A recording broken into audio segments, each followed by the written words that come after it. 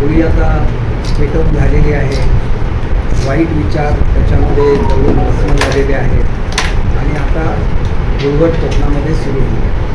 धुळवट म्हणजे नेहमी धूळ उडवली पाहिजे असं नाही. आपण चांगले चांगले पर्यावरणपूरक रंगसुद्धा उडवू शकतो. परंतु काही लोकांना ही सवय झालेली असते की होळी आली की त्याला शिमगा करायचा. हे कोकणामध्ये घडता कामा नये. आणि म्हणून मला एकच सांगायचं आहे की मी नसताना या खासदारांनी इथे येऊन मिटिंग घेतली आणि जे काय बोलले त्याच्यावरून त्यांची एकंदरीतच व्यक्तिमत्व सिद्ध होतं. त्यांना खासदार बनवण्यामध्ये ज्या लोकांचा मोठा वाटा होता त्याच्यापैकी मी एक होतो. तिथं तुमच्या पक्षाचे अध्यक्ष स्वतः आले, पक्षप्रमुख आले तर त्यांना कोणी हॉटेलमध्ये जागा देत नव्हतं. त्यांच्या गाड्यांमध्ये कोण पेट्रोल किंवा डिझेल सोडत नव्हतं. अशा जिल्ह्यामध्ये मी लढा दिला आणि त्याचा फायदा तुम्हाला झाला आणि तुम्ही खासदार झाला. थोडीतरी जाणीव ठेवा. कोणाबद्दल काय बोलायचं याला एक मर्यादा असते. आमची 3 पिढ्यांची श्रीमंती आहे.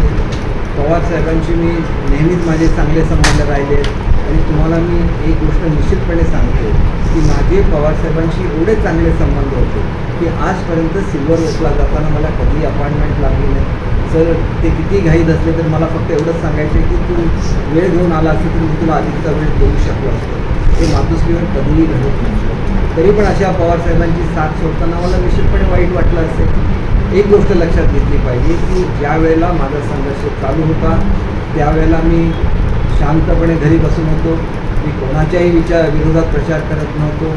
अशा वेळेला ज्या वेळेला पवारसाहेबांना सिंधुदुर्गमध्ये प्रचाराला या अशी विनंती करण्यात आली त्यावेळेला मी पवारसाहेबांना स्वतः जाऊन भेटलेलो होतो आणि त्यांनी मला सांगितलं होतं की मी कणकवलीला मीटिंग घेतो, तू येण्याची गरज नाही. कारण तू जरी जिल्ह्याचा अध्यक्ष असलास तरी तुझा मतदारसंघ सावंतवाडी आहे. हे केल्यानंतरसुद्धा प्रेशरला बळी पडून त्याला सावंतवाडीला यायला लागलं. मला माझे जो काय लढा होता तो सोडणं शक्य नव्हतं आणि त्याच्यामुळे मी माझ्या आमदारकीचा राजीनामा दिला. आमदारकीचा राजीनामा देऊन मी उघडपणे उतरलेलो होतो आणि मला ताज्या अपडेट्स आणि ताज्या बातम्यांसाठी आजच सबस्क्राईब करा आपला Sindhudurg digital news channel. Like करा, शेअर करा, कमेंट करा आणि महत्त्वाचं म्हणजे बेल आयकॉनला क्लिक करायला विसरू नका.